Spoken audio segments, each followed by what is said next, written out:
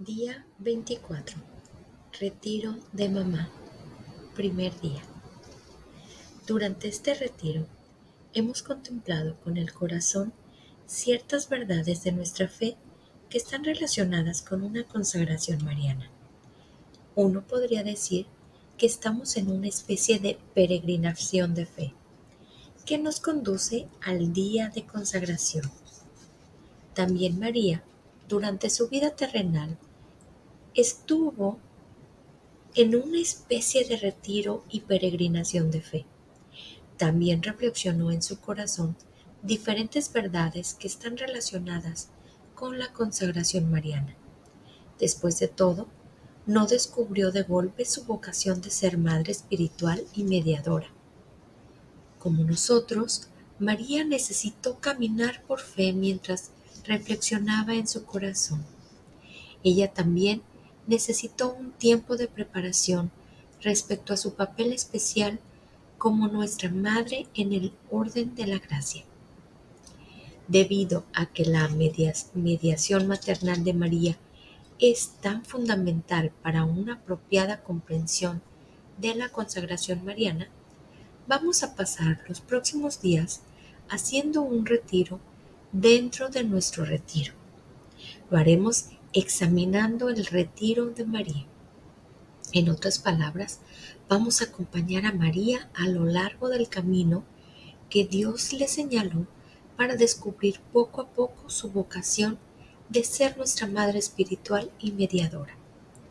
En cierta forma, el retiro de María comienza en la Anunciación, mediante su sí, que le hizo a Dios, su fiat.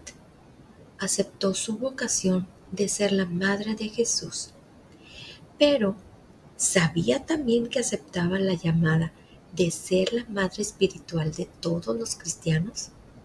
No lo sé. Lo que sé es que todo el misterio de la Anunciación dio a María algo asombroso para contemplar, y sucede que ese algo está profundamente relacionado con la consagración y entrega a María. Lo pongo de este modo. ¿Quién fue la primera persona que se entregó a María? No fue San Luis de Montfort, fue Dios Padre. Juan Pablo explica: conviene reconocer que antes que nadie, Dios mismo, el Eterno Padre, se entregó a la Virgen de Nazaret, dándole su propio Hijo en el misterio de la Encarnación. María seguramente se maravilló de este acto de humildad de parte de Dios. Al maravillarse de ello y contemplarlo, pudo haber empezado a tener una idea de que Dios desearía más tarde que las personas a quienes vino a redimir siguieran su ejemplo. María tuvo muchas otras cosas que contemplar durante su preparación para ser aún más totalmente nuestra madre en el orden de la gracia. Los evangelios sinópticos, Mateo, Marcos y Lucas, ofrecen varios puntos de reflexión que hablan de la maternidad espiritual de María. Mira, por ejemplo, el pasaje del Evangelio de Marcos, capítulo 3, versículo del 31 al 35, en donde los primos de María y Jesús están afuera, queriendo ver a Jesús, y por tanto mandan a buscarlo y lo llaman. Jesús responde con una pregunta: ¿quiénes son mi madre y mis hermanos?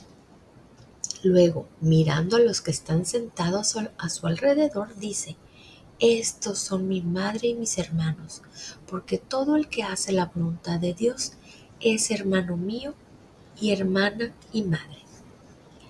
Al dar esta respuesta, ¿se mostró Jesús como un mal hijo? No, fue exactamente la clase de hijo que su padre quería que fuera. Al mismo tiempo, preparó a su madre para ser la persona que él quería que fuera.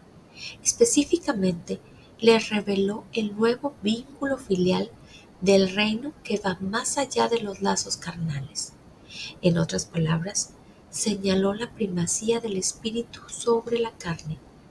la primacía de la paternidad sobrenatural de Dios sobre la paternidad de la humanidad. Es probable que María captara de inmediato algo de lo que Jesús intentaba enseñarle. Después de todo, por años había meditado en su corazón otra extraña respuesta de Jesús, la que dio cuando lo encontró en el templo después de 3 días de buscarlo con angustia. ¿No sabían que yo debo ocuparme de los asuntos de mi Padre? Durante su ministerio público, Jesús estaba ciertamente muy interesado en los asuntos de su Padre.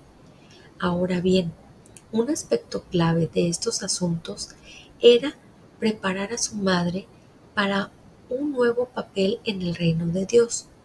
Jesús sabía que en la dimensión del reino de Dios, en la esfera de la paternidad de Dios mismo, la maternidad de María adquiere un significado diverso. En las palabras de Marcos que leímos antes, Jesús indica este significado. Todo lo que Él hace, todo el que hace la voluntad de Dios es hermano mío y hermana y madre. Podemos estar seguros que María meditó esto en su corazón y que se dio cuenta que a través de estas palabras Jesús no la rechazaba, sino que la preparaba. ¿Podemos estar seguros de que Jesús no rechazaba a María? Sí, podemos. Aun si las palabras de Jesús suenan como si estuviera rechazándola, no es así. Al contrario, si consideramos un pasaje similar del Evangelio de Lucas, en el capítulo 11, versículos 27 al 28, queda claro que Jesús bendice a su madre. En este otro pasaje, una mujer levantó la voz de entre la multitud y dijo: «Feliz la que te dio a luz y te crió». Jesús responde de manera similar a lo que leímos en Marcos. Felices pues los que escuchan la palabra de Dios y la observan. Al leerlo por primera vez puede parecer que una reprimienda a María, pero no lo es.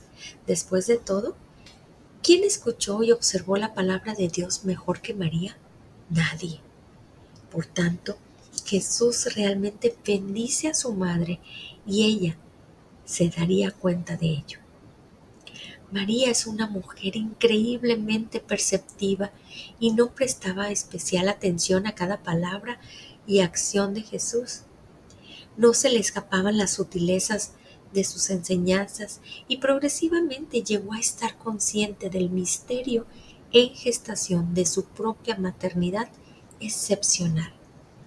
A medida que se esclarecería ante sus ojos y ante su espíritu la misión del Hijo, ella misma como madre se abría cada vez más a aquella novedad de la maternidad, que debía constituir su papel junto al Hijo.